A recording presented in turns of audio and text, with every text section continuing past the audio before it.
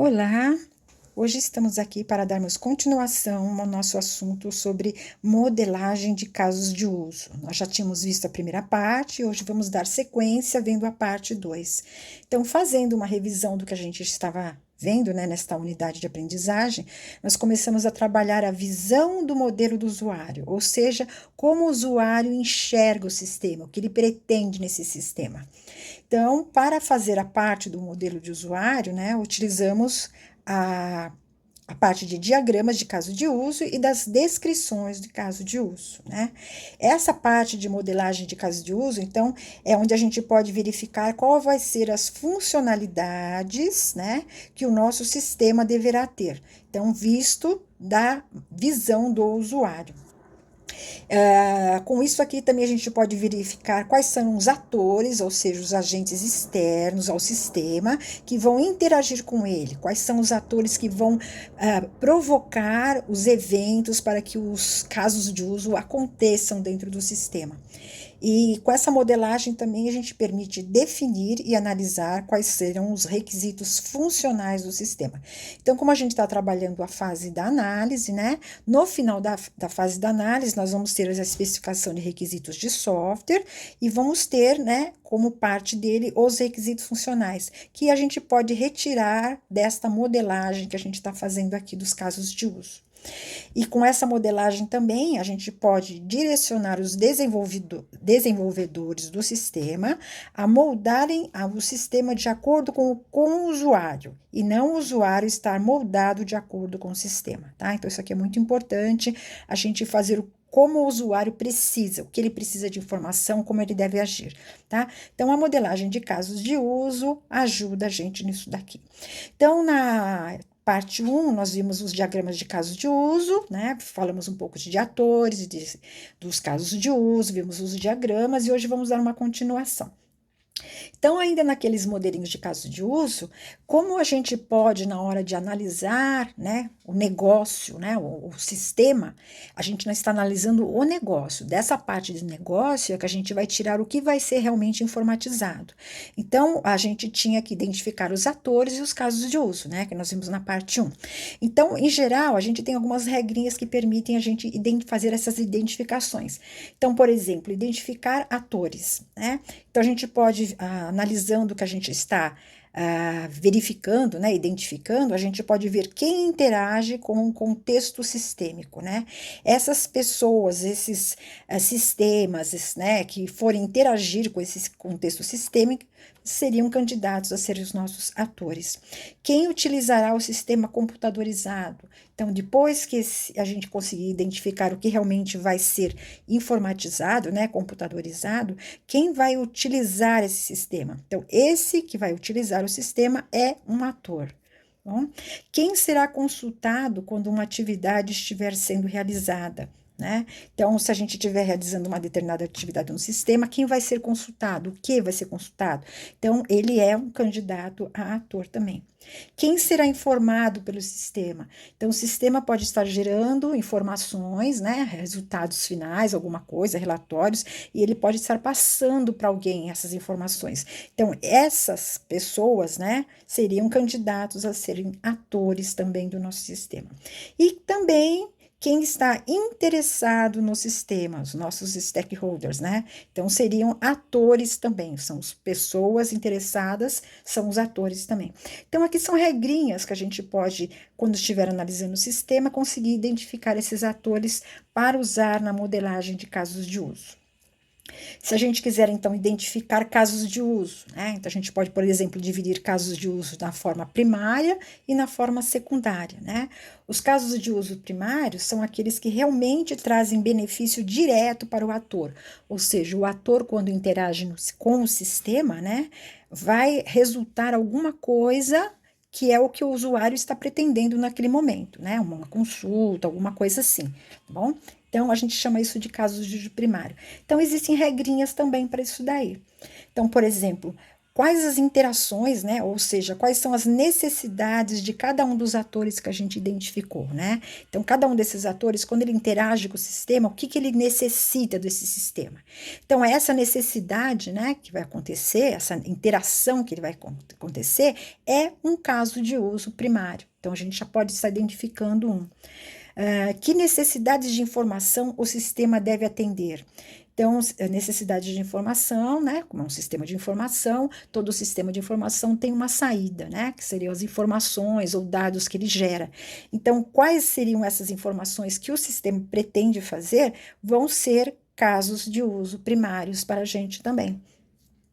E o sistema tem obrigações que devem se repetir regularmente no tempo, ou, por exemplo, de tempos em tempos, semanalmente, mensalmente, semestralmente, há necessidade de aparecer algo, alguma informação, algum tipo de relatório. Se existir, né, o sistema tem essa obrigação de fazer, então eu digo, né, que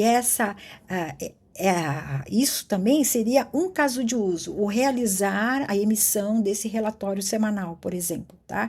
Então, aqui são regrinhas também que, quando a gente estiver analisando, a gente pode identificar dentro dessa análise para identificar os casos de uso. Então, casos de uso são sempre atividades, são sempre ações que vão ser realizadas. Normalmente a gente usa palavras, verbos, né? Verbos no infinitivo, né? Fazer isso, atender aquilo, realizar isso, procurar aquilo, consultar, incluir. Então, são termos que a gente usa para especificar um determinado caso de uso. Outras técnicas de identificação de casos de uso também. Por exemplo, a gente tem os casos de uso que são óbvios, né? Então, eu olhei lá no sistema, é óbvio que ele vai ter que fazer aquilo. Então, por exemplo, num sisteminha de compra, né, de pedidos de compra, o realizar pedido de compra é óbvio que vai ter. Se eu estou fazendo um sistema para aquilo, né, para atender o pedido de um cliente, então, um caso de uso chamado realizar pedido de compra é óbvio que vai ter, tá bom? Então, é fácil da gente identificar. Então, vejam aqui que a gente usou um verbo, né, no infinitivo, realizar. Então, é sempre interessante a gente colocar o caso de uso com esse nome. A gente pode, então, a partir de óbvios, também ter os opostos, né? Então, se o meu sistema vai ter um realizar pedido de compra, por que não ter, então, o cancelar pedido de compra, que é o oposto, né? Então, a gente vê que realmente os pedidos são feitos, mas em algum problema que possa acontecer, há necessidade da gente cancelar esse pedido. Então, cancelar pedido de compra é um caso de uso que a gente deveria ter. Um precedente. Então, por exemplo, o que poderia ter antes do realizar pedido de compra, que é óbvio, né? Acontecer algum caso de uso anterior. Por exemplo, cadastrar o cliente, ou seja, se o cliente não estiver cadastrado, ele não pode fazer a compra, não pode realizar o pedido de compra. Então, um precedente seria o cadastrar o cliente. Um caso de uso consequente. Então, se a gente tem um realizar pedido de compra, qual um que pode vir a ser uma sequência, um caso de uso posterior? Por exemplo, o agendar a entrega do pedido. Então, já que o pedido foi realizado, né? Agora esse pedido tem que ser entregue. Então, vamos fazer o caso de uso, agendar a entrega do pedido. Tá? Um outro caso de uso, por exemplo, similar. Similar é algo que seria parecido com essa ideia. Então, por exemplo, se a gente tem um realizar pedido de compra, por que não ter uma realizar reserva de produto, né? Ou seja, não existe aquele produto ainda para o cliente comprar, mas ele pode no sistema deixar reservado. Então, existiria um caso de uso chamado realizar reserva de produto. Tá? Um temporal, então, temporal seria aqueles que eventualmente são feitos, né? Então, por exemplo, emitir relatório de vendas semanal, tá? Esse relatório de venda semanal, toda sexta-feira, deve ser retirado para saber quais foram as vendas da semana. Então, essa emissão gera, né, um caso de uso temporal. Ocorrências internas no sistema. Então, por exemplo, seria sempre que houver uma mudança de um status qualquer, né, de um estado qualquer. Então, por exemplo, houve a realização do pedido de compra, vamos fazer o caso de uso, notificar o cliente por e-mail. Ou seja, vamos mandar por e-mail uma notificação, né? Isso realmente ocorre, né? A gente faz compras pela internet, logo no e-mail vem lá dizendo que lá foi confirmado o nosso pedido, foi confirmado o nosso pagamento, né? Então, existe o caso de uso notificar cliente por e-mail. Então, são técnicas que a gente tem para conseguir identificá-los. Então, reparando que sempre estamos usando um verbo, tá? Importante. E temos então os casos de uso secundários. Então, nós vimos os primários, né? São aqueles que afetam diretamente o ator. Os secundários seriam aqueles que não trazem benefício direto para o ator. Então, por exemplo, manutenção de cadastro, né? O sistema deve manter, né? Então, essa palavrinha manter é algo que a gente usa bastante em casos de uso. A ideia de manter significa que a gente está fazendo um CRUD, né? Ou seja, criando, lendo, atualizando ou deletando, né? Excluindo algum dado, né? Que a gente teria no banco de dados. Então, sempre todas as nossas classes que a gente for ter lá, né? A gente vai ter que fazer uma ideia de manter esses dados lá dentro, que é o nosso CRUD. Então, basta o caso de uso se chamar manter, que a gente sabe que, obviamente, tudo que está incluído lá dentro é a ideia do CRUD. Outro caso de uso secundário, a gente poderia chamar de manutenção de usuário, ou seja, adicionar novos usuários, alterar níveis de acesso no sistema, configurar perfil de usuário. São casos de uso que a gente pode estar trabalhando no sistema, né, que são indiretos ao ator. Alguém, ator, vai ter que, né, acionar para que isso seja feito, mas não é algo que atinja realmente os atores. Manutenção de informações ou comunicação com outros sistemas. Então, por exemplo, um sistema pode estar se comunicando com o outro, né? No caso de atender os pedidos, para verificar se o produto que está sendo realizado, né? Que o cliente quer comprar, ele existe em estoque. Então, a gente pode ter até, no caso, um outro sistema, um outro ator, né, que se chamaria estoque, onde o nosso sistema de pedidos poderia estar fazendo uma conexão com o sistema estoque para saber se aquele produto existe ou não, se tem a quantidade que o cliente quer. Tá? Então, esse tipo de comunicação a gente chama também de um caso de uso secundário. Então, são maneiras da gente trabalhar, conseguir identificar, tá? Vamos agora fazer um diagrama de caso de uso aqui, onde a gente vai trabalhar em cima dele a descrição do caso de uso, que é uma das coisas que a gente iria ver nessa aula de hoje. Então, eu peguei aqui um sisteminha, tá? Que a gente seria um sistema de um posto de gasolina que deveria ser informatizado, onde existiriam pagamentos, todo um processo normal, né? Então, esse sisteminha estaria sendo analisado e lá foi identificado um caso de uso, que no caso aqui é um caso de uso de negócio, né? Porque quando a gente está na fase de análise, a gente está verificando o negócio.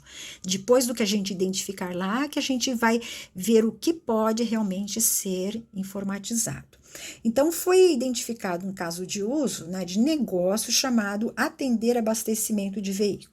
Então, ele é de negócio, porque o atender abastecimento de veículo, nem toda a parte dele pode ser informatizada, né? Então, foram identificados atores, né, que iriam trabalhar com esse atender abastecimento de veículo, ele está escrito aqui, dentro da elipse. Nós teríamos atores, que seria uma pessoa chamada frentista, teríamos o cliente, que é o que veio abastecer o veículo, teríamos o caixa, tá? Porque uma vez que a gente abastece o veículo, a gente tem que pagar. Então, o caixa é um ator, porque algo vai ser registrado dentro dele. E teríamos, por exemplo, um outro ator aqui chamado bomba, né? Que é onde realmente o combustível sai para ir colocar dentro do veículo. Esta bomba, ela está ligada, né?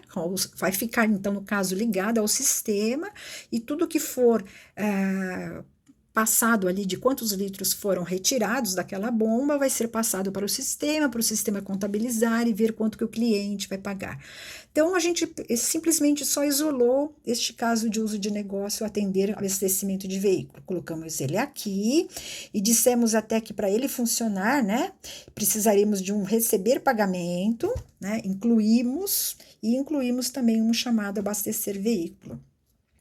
Então, a gente diz que o caso de uso negócio atender abastecimento de veículo vai incluir dois casos de uso de sistema, o chamado receber pagamento e o chamado abastecer veículo. Tá bom? Então, estes dois casos de uso, eles são de sistema. Por quê? Porque eles realmente vão ser implementados, vão ser computadorizados. O manter abastecimento de veículo é apenas um caso de uso de negócio, foi algo que foi analisado, identificado, né? Quando se foi observado o que estava acontecendo lá.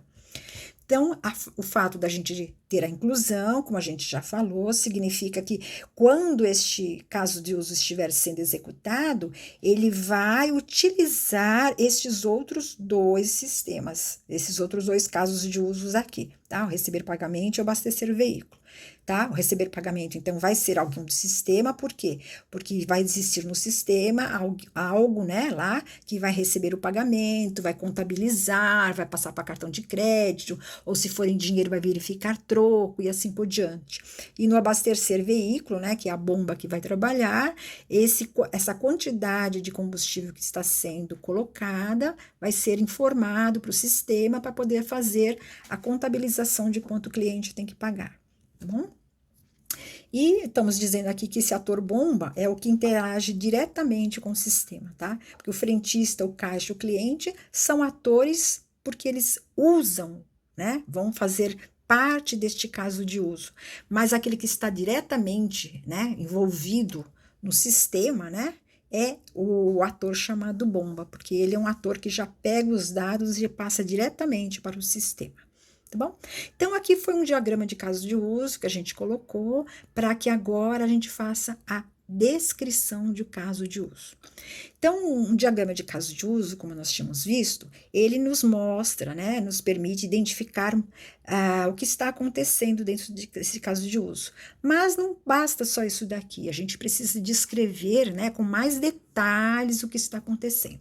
Por isso que para cada caso de uso que a gente faz a descrição do caso de uso.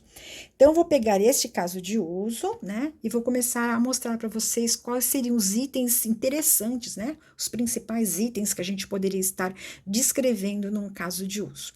A gente colocou aqui principais, porque dependendo do autor, do livro, de empresa, existem vários itens, né, que a pessoa acha que é necessário, que é interessante para a empresa ter aquele detalhamento.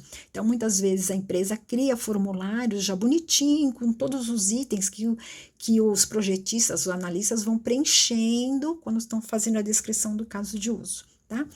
Então, os principais seria a gente colocar um nome, né? Dar um nome para o caso de uso, muitas vezes até com um número, porque às vezes a gente está identificando, sei lá, 50 casos de uso para aquele sistema.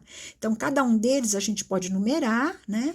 E pode até colocar o número dele. O caso de uso 1 chama-se atender abastecimento de veículo. Tá? Então, você pode colocar a numeração também.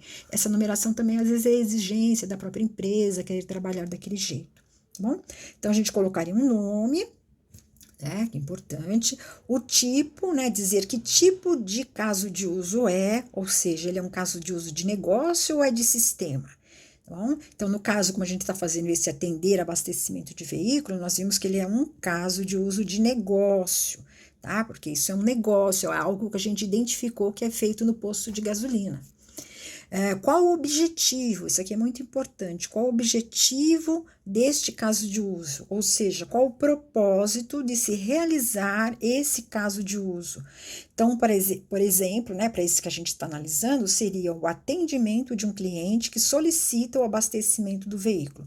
Ou seja, se o caso de uso for realizado, esse objetivo vai estar sendo concluído. Tá bom? Então, é importante a gente colocar o objetivo. Um outro item que a gente pode colocar também seriam os autores, ou seja, dentro de uma equipe, né, que está, ou uma equipe, ou uma pessoa, analista que está fazendo essas descrições, quem é essa pessoa, né, quem é essa equipe que está fazendo. Então, você põe o responsável pela descrição de caso de uso.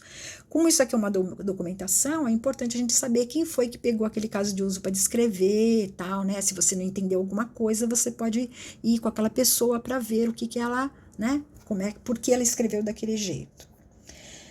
Outra parte na descrição de caso de uso seriam os atores. Então, uma vez que você já fez o diagrama de caso de uso, você já identificou naquele caso de uso quem são os atores que participam, né, na realização desse caso de uso, você pode descrevê-los aqui. Então, a gente pode chamar esses atores de primários ou de secundários, tá? A gente ainda pode diferenciar. Então, um ator é considerado primário se ele participa diretamente no caso de uso. Então, no caso aqui do nosso, aqui, todos eles eram atores primários, cliente, frentista, caixa, né, bomba.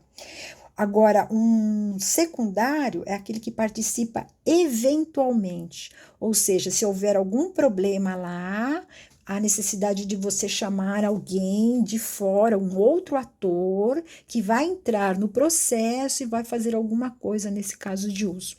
Então, um exemplo bem típico, a gente está no, sei lá, num supermercado passando, né, as compras, né? Então tudo é passado pelo código de barras, tal, né? Então existe ali um caso de uso que é fazer aquela compra, né? Realizar aquela compra. Então, estou passando todos os itens para poder fechar a compra.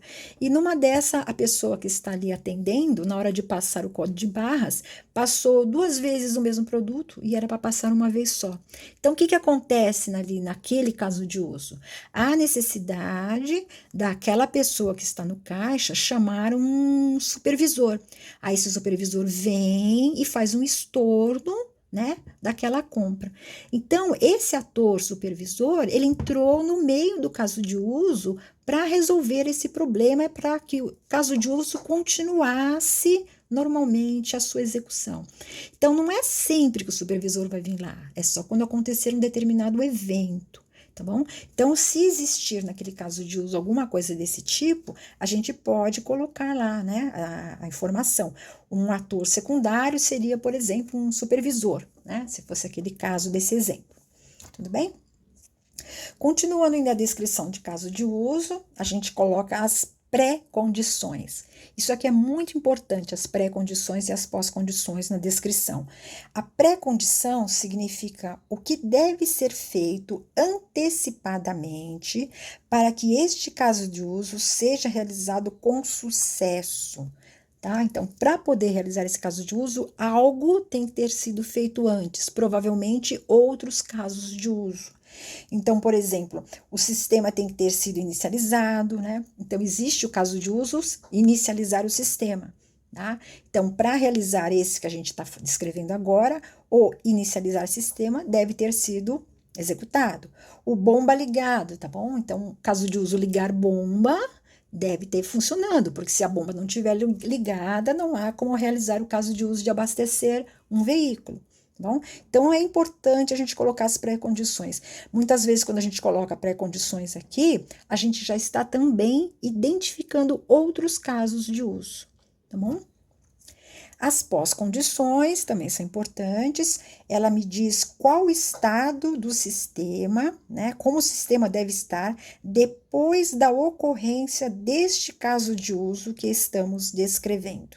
Então, o que vai acontecer depois? Bom, então, por exemplo, aqui, ó, a gente teria o abastecimento realizado, poderíamos ter uma pós-condição chamada pagamento registrado, ocorrência registrada, nota assinada, ou seja, são várias coisas que a gente identificou, né, que após o sucesso deste caso de uso, deve acontecer isso.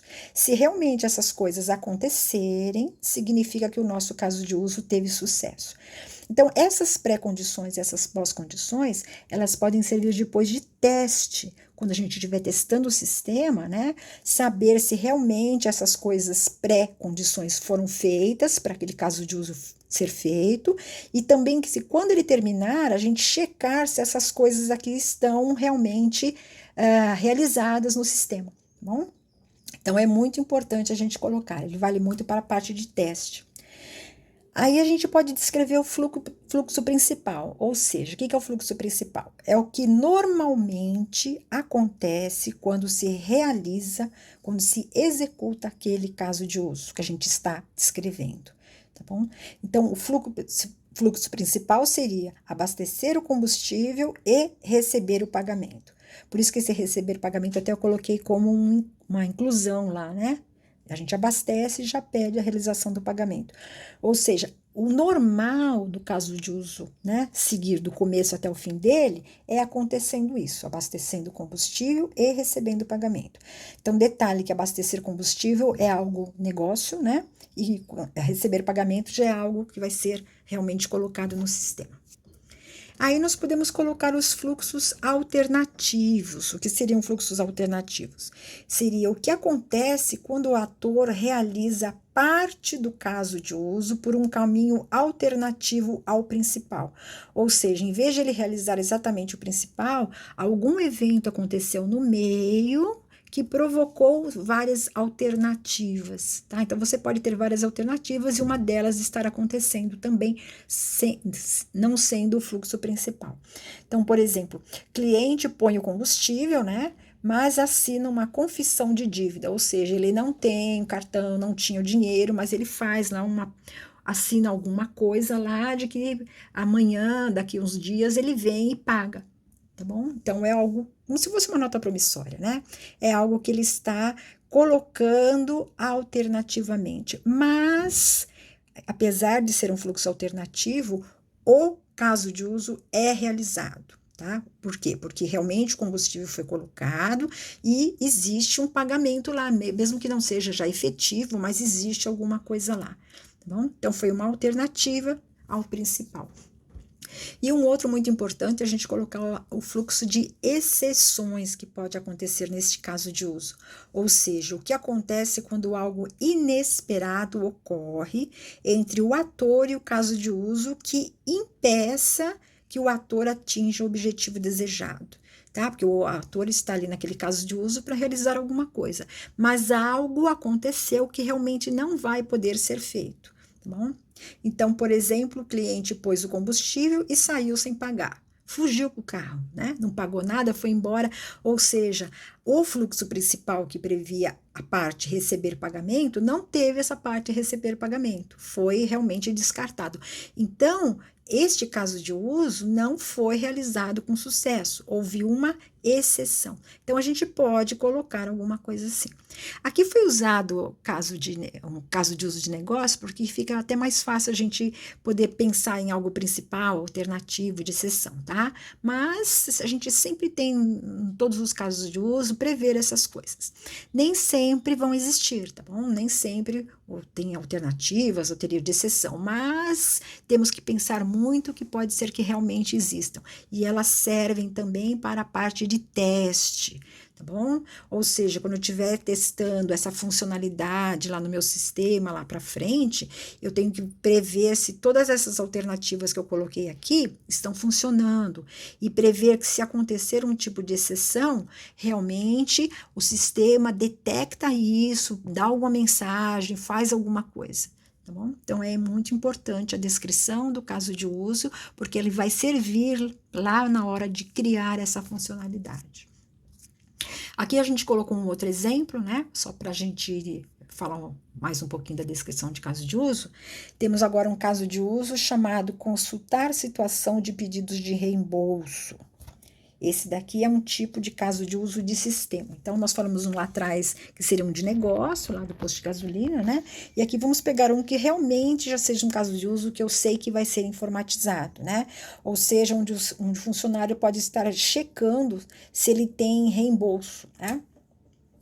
Que foi pedido. Então, o objetivo, né? Aqui estou colocando todos os itens que a gente descreveu lá atrás, tá? Então, o objetivo deste caso de uso seria consultar a situação, ou seja, o status em que se encontra o pedido de reembolso de alguma despesa feito por um funcionário. Tudo bem? Então, existe o funcionário foi de táxi atender um cliente, teve que almoçar com alguém, né, que era um cliente, alguma coisa assim, né? Então, ele coloca lá, né, faz o pedido de reembolso daquela despesa que ele teve, e aqui esse caso de uso é para consultar como está, ou seja, se ele ainda está pendente, se ele já foi autorizado, se já foi pago e assim por diante. Estou vendo o status, tá bom? Quais os atores que poderiam estar trabalhando neste caso de uso? Seria atores principais, né? Próprio funcionário, ele pode entrar no sistema e olhar, pode ser o financeiro, tá? Então, o sistema financeiro ou o departamento financeiro está entrando lá e checando como está este reembolso de despesa, né? E o próprio sistema de RH ou o setor de RH, recursos humanos, que estaria checando para ver como está a situação deste funcionário. Então, qualquer um desses atores poderia estar interagindo. Pré-condições que eu poderia ter, né, para este caso de uso, poderia ser o pedido de reembolso com status, situação já estar atualizado. Ou seja, se eu quero fazer uma checagem, né, uma consulta, precisa que esse pedido de reembolso esteja atualizado bonitinho, né? Ou esteja na fase de pendente, ou de pago, né, ou de aprovado e assim por diante. Porque senão, se ele não tem alguma atualização, não serve para nada. Uma pós-condição, quer dizer, após eu fazer essa consulta, o que vai acontecer no meu sistema? Não vai acontecer nada, né? Porque é simplesmente uma consulta. O fato de eu consultar, eu não estou modificando nada. Não é porque eu consultei meu pedido que ele vai passar de pendente para autorizado. Não é isso, né? Não sou eu que faço isso, nenhum desses atores realizariam isso no momento. Tá bom? Então, quando não existe pós-condição, a gente coloca não há, e mesmo no caso de pré-condição, a gente coloca não há. Continuando, vamos descrever o fluxo principal, né? Aqui eu vou colocar os vários itens, né, que estariam acontecendo nesse fluxo principal, ou seja, o ator, que pode ser um daqueles três, inicia o caso de uso, né? É importante a gente falar que está começando. Aí o sistema vai apresentar uma relação de funcionários, o ator vai selecionar qual funcionário que ele quer checar, o sistema apresenta a relação de reembolsos solicitados por esse funcionário e o ator seleciona um reembolso em particular, que é aquele que ele quer checar para ver como é que está a situação dele.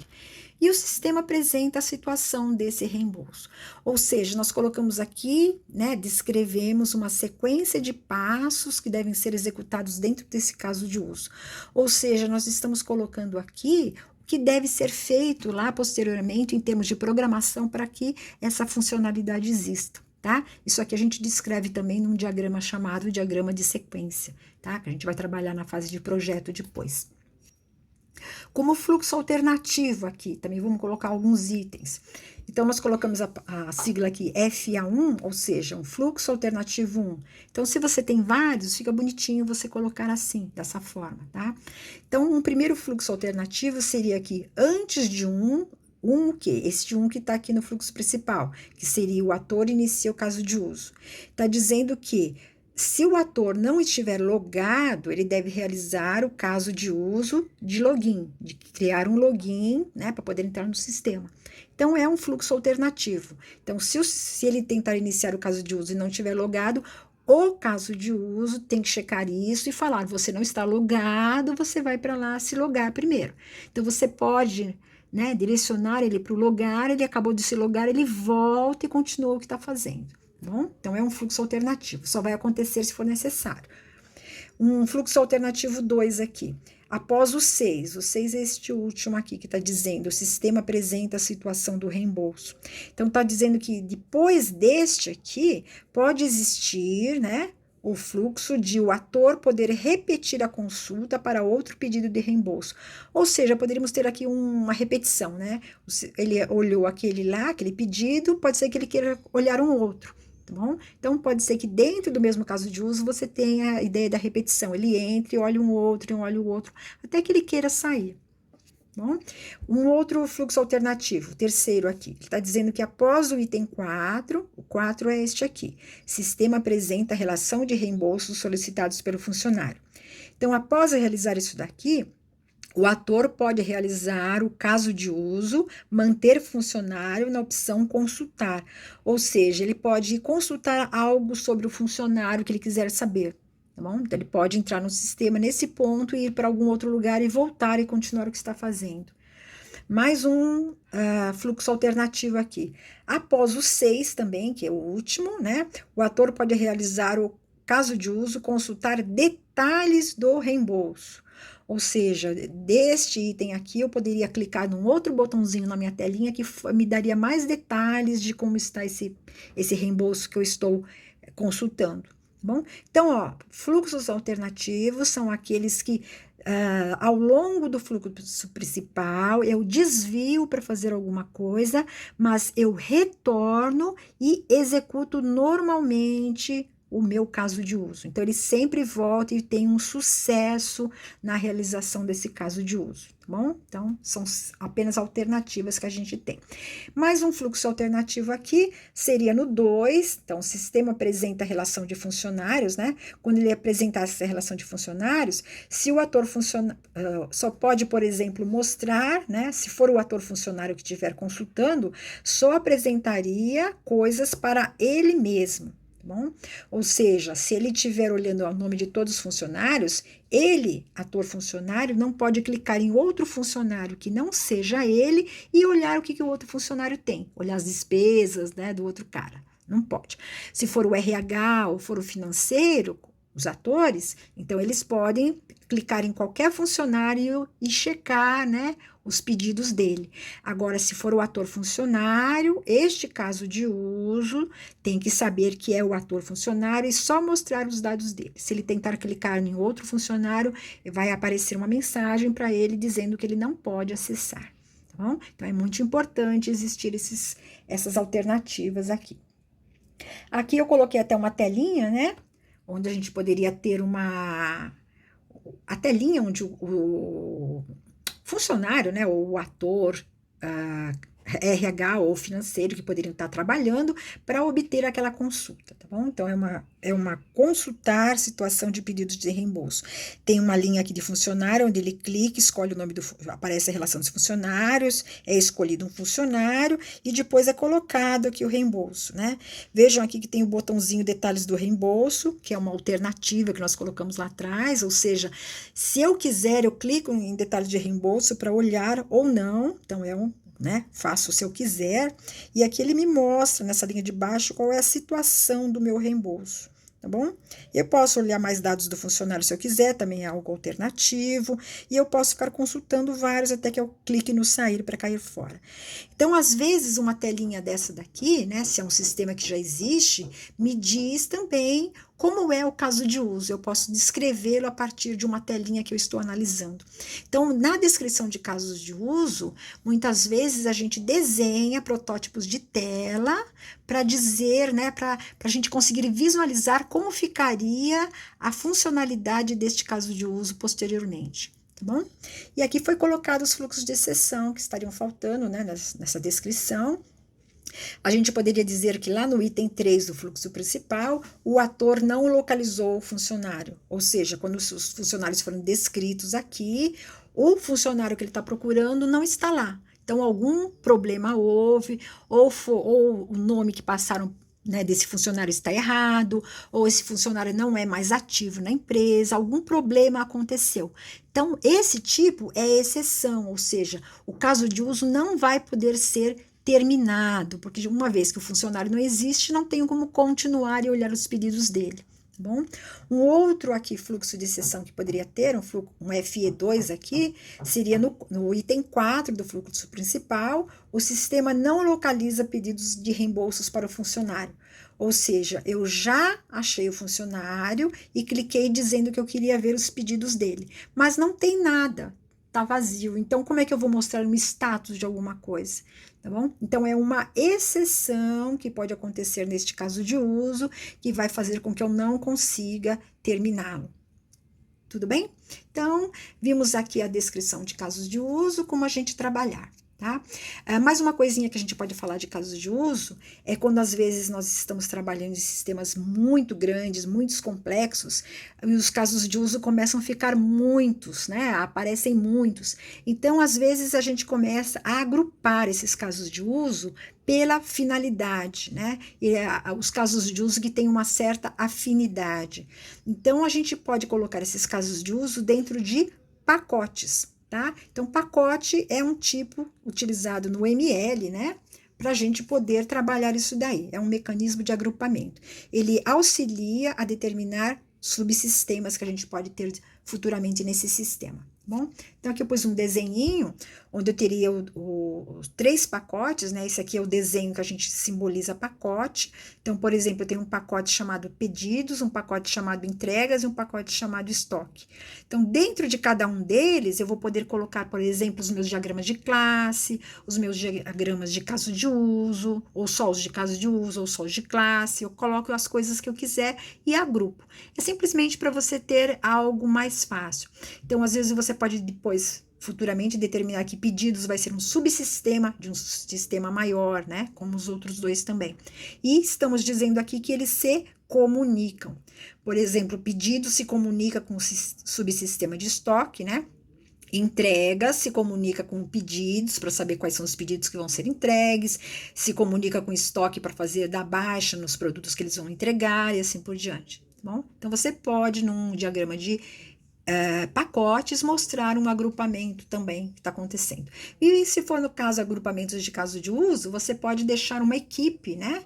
Um grupo de analistas trabalhando com os casos de uso só referentes a pedidos, outro grupo trabalhando só com entregas, outro grupo só trabalhando com estoque, tá? Então, aquele grupo ele está focado naquele assunto, né? Então, às vezes fica mais fácil a gente trabalhar. Bom, então terminamos aqui o assunto sobre modelagem de casos de uso, né, que ainda vai fazer parte da nossa prova, da prova P1, e numa outra oportunidade estaremos continuando. Muito obrigada pela atenção.